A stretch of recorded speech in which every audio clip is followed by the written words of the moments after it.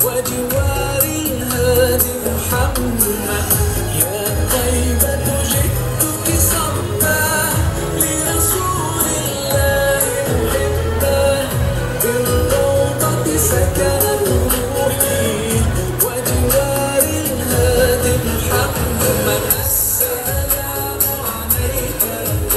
We would like also to acknowledge ang ating mga media man and ladies na laging live stream.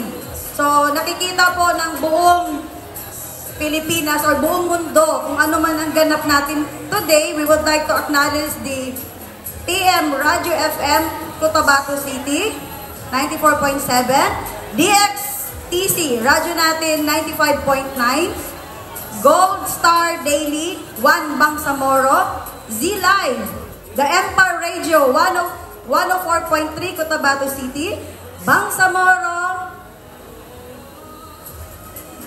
Narratives Update.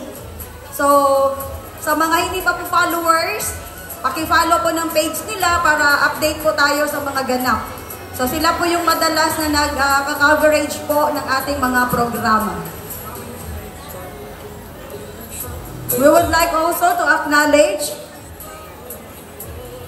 the punong barangay of Barangay Margas, Honorable Ibrahim Maton Jocolano, sir.